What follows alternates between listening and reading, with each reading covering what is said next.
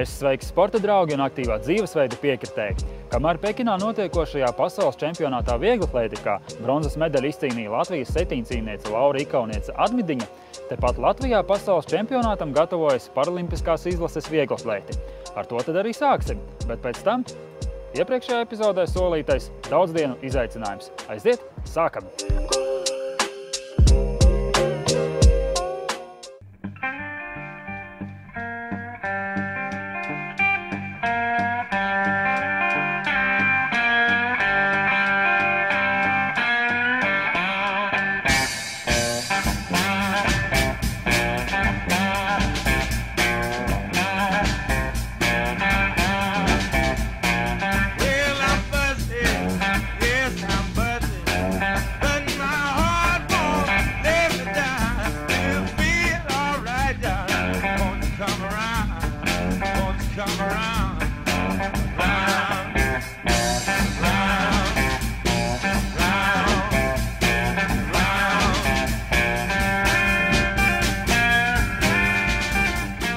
Iepriekšējā epizodē tikāmies ar Latvijas paralimpiskās izlases lokšāvējiem, un tāpēc vēlējāmies noskaidrot mazliet sīkākas nianses par to, kāda ir Latvijas paralimpiskā kustība Latvijā. Un vairāk par to noteikti mums pastāstīs titulētākais šīs kustības pārstāvis Aigars Apinis, un starp citu vienīgais zelta medaļas īpašnieks. Ir tā, vai ne? Jā, tieši tā ir taisnība.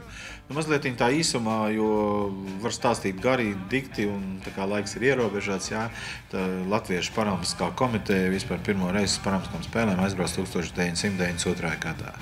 Tad, kad sāka Latvija pārstāvēt Latviju zem Latvijas karoga, jā. Tad bija, es nešaubos, 3 vieglatlēti, kā aizbrauc pārstāvēt šo pasākumu, kurā arī pirmoreiz pārstāvēja tā kā sportists, mans treneris Aldis Šulpanieks.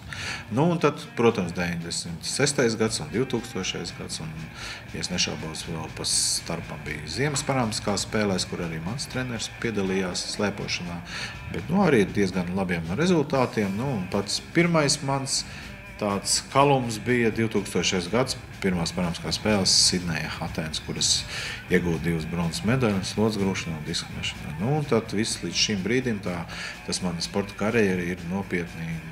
Tas ir mans darbs, tā ir mana karjera, tas ir mans hobijs, man tas patīk, ko es daru. Un līdz šim brīdim, tagad 2015. gadam, es cītīgi esmu trenējies.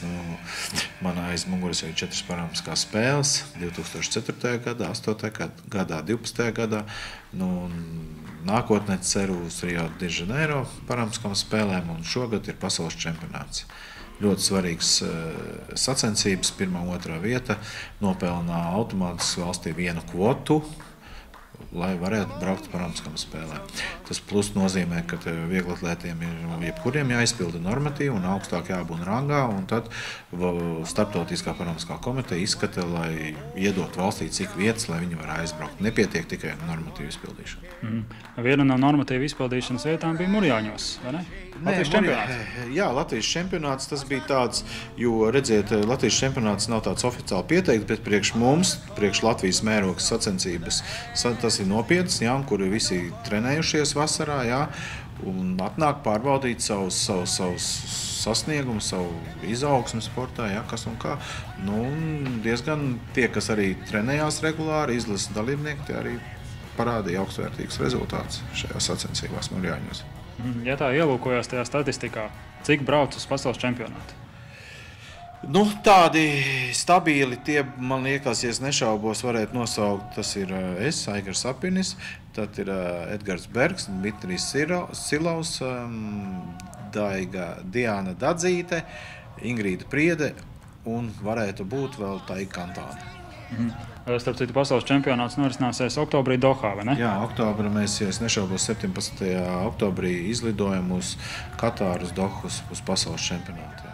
Pirms ķersimies klāt iespējām tikt uz Rio, pastāsti vispār par to sportistu spēku samēru Latvijas paralimpiskajā nozīmē. Redziet, daudz tāds teiciens, jā, mūsu nabadzībā ir mūsu spēks, jā. Ja tas atkal pierāda cilvēka sportistā gribēšanu tikt uz sacensībām, pierādīt sevi, ja, caur jebkādām grūtībām, caur jebkādiem šķēršļiem, pie pieticīgiem finansu līdzekļiem. Ja.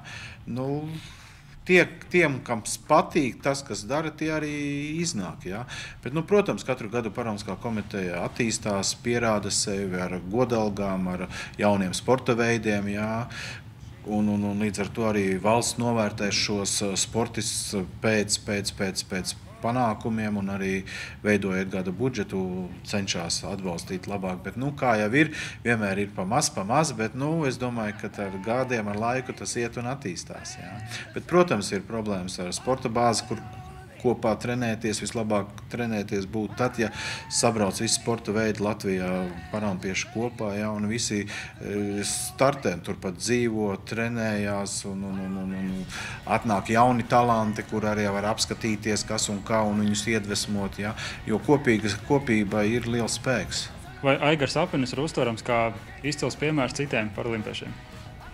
Es domāju, ka jā, jo daudzi, it sevišķi pateicoties man, ka es Latvijas Invalīdu sporta federācija, ja, un es pats rīkoju, un daudzi cenšas piedalīties un kaut vai būt manā sabiedrībā, un jaunie sportisti es arī pēc panākumiem atvedu godalgus un dodu viņam motivāciju, jo kas vislabāk pastāstīts, ja ne tas pats cilvēks, kas ir bijis, izaudzis un nostartējis un pierādījis, ka arī mēs varam, ja, un tas ir ļoti patīkami, ka vajag kādam būtu, kas dot iedvesmu.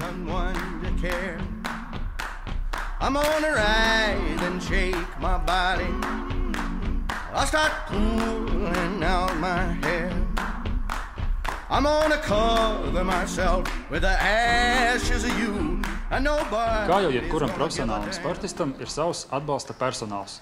Treneris un masieris Aigara Apiņa gadījumā. Varbūt pāris vārdos par Aigaru? Tie pāris vārdos grūti kaut ko pateikt, jo viss tas mūsu sadarbības cikls jau tuvojas 20 gadiem. Aigars ir audzis gan sportiskajā plāksnē, gan cilvēciskajā, gan kā saka, kļuvis atpazīstams visā Latvijā. Katrā ziņā viss iet uz priekšu. Kā ir trenēt paralimpiešus? Katrā ziņā nav tik vienkārši. Katrs ir ar savām problēmām un atrast attiecīgo metodiku un attiecīgi paņēmienus un diezgan tā radoši jāpieeja šim te procesam. No grāmatām te maz ko var paņemt. Diezgan daudz ir jādomā individuāli. Katrs arī ir individuāls. Jā, tieši tā. Katram ir savs. Un ratiniekam tur jau vispār ir stingri. No vienas puses it kā vieglāk, no otras puses viss ir daudz sarežģītāk. Un tad jautājums jums. Zem tā vārda masieris, acīm redzot, slēpjas ne tikai vārds masieris. Mēs jau redzējām Latvijas čempionātā, kad palīdzējāt iesildīties, teiksim tā, pat sparinga partneris vai kas tam līdzīgs? Pirmo gadu es biju kā masieri. Ja? Tas ir 1 stundu, pusotru stundu darbs. Ja? Ar sportistu izmasēja, izloka viņa rokas, kājas. Ja? Bet kaut kā aizgāja, tas viss aizgāja tā, ka es iejūdzos visā. Tas darbs man iepatikās arī. Un, esam komanda. Tas darbs man patīk.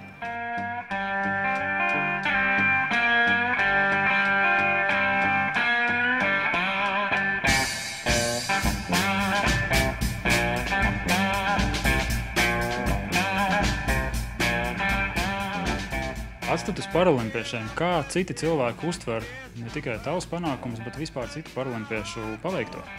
Redziet, liels mīnus ir masu mēdīji, kad netiek atspoguļoti. Ja? Cik tagad pēdējos gados sportiņā parāda nedaudz, ja? Internetu, Facebooks vai caur Google var atrast, ja? Starptautiskas sacensības ļoti daudz rādīja. Krievu, vācu, amerikāņu viņiem brauc savas 2-3 televīzijas un savus kanālus, ko atspoguļo.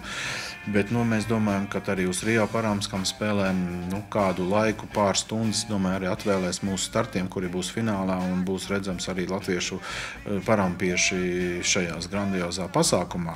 Un līdz ar to, ja mums būs vairāk redzami, atpazīstami, populārāki, tad arī daudzi cilvēki vairāk pievēršās uzmanību, vairāk atbalstītāji, vairāki finansiāli var atbalstīt, sponsori uzrodas, jo cik ir daudz runāts, bet mēs jau jums atbalstam, bet mēs neredzēsim to mūsu darbu, ja, ieguldīto darbu, nu, tādā ziņā, bet, nu, kā jau saku, nu, attīstamies lēnām, bet, nu, viss aug, pateicoties mūsu vadībai, kas iet un cīnās, un nesanāk vienreiz liekam kāju durvīs un ejam iekšā un sakam, ka mums vajag, jo tas ir parāms kā spēles, tas ir stāsts, tās ir likteņi, tas ir ļoti cilvēkiem pozitīvi uztveri, ceļš, kad bijām 2012. gadā Londonā, ja, jautājām, kā tur ir. Viņi saka, cilvēki, viņi saka, te ir maigums sajūta, te ir ģimene, te visi viens par otru jūt līdz.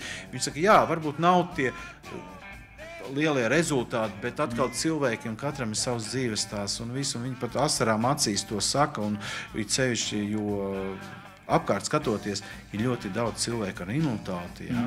Un arī bez invaliditāti, kam vajag motivāciju. Ja? Daudz cilvēku iespiež pirkstu durvīs, man sāp pirksts, neiešu uz darbu. Ja? Cits cilvēks 20-30 gadi ir aklis, un viņš brauc un sasniedz tādus rezultātus sportā, vai cilvēks ratiņkrēslā, viņš dzīvo savu dzīvi un priecājas par to, kas viņam ir dots. Jo grib, vai ne? Protams, jo grib, un tad arī daudz, cik man arī, kad es kādreiz Biržgalē dzīvoju, tad man Ogres rajonā sporta laureātā apbalvo man par sasniegumu, un pienāk meitiņu un saka, Aigar, es domāju, ka es nevaru, es ieraudzīju, ka tu vari, un es arī tagad varēšu, un tas ir pats galvenais, man iekšā nodarb tās sirds. Nu, kaut vai vienam cilvēkam es varu palīdzēt ar motivāciju, tas ir super. Tieši tā, pirmā kārtām jau sportists ir cilvēks. Nē, tieši tā, jā, un tu galvenais vajag motivēt, jā, nu, cik tā apkārt tas viss mums, es paskatoties, viss ir negatīvais, un cik ir maz pozitīvais. Vai pēc Rio turpināsi savas sportista gaitas? Nu, es vēl neesmu pateicis ne jā, ne nē. Tas pēc Rio mēs redzēsim, un viss atkarīgs no starta, kā es nostartēšu, un pēc tam es pārdomāšu savu tālāko dzīvi, un tā jau redzēsim.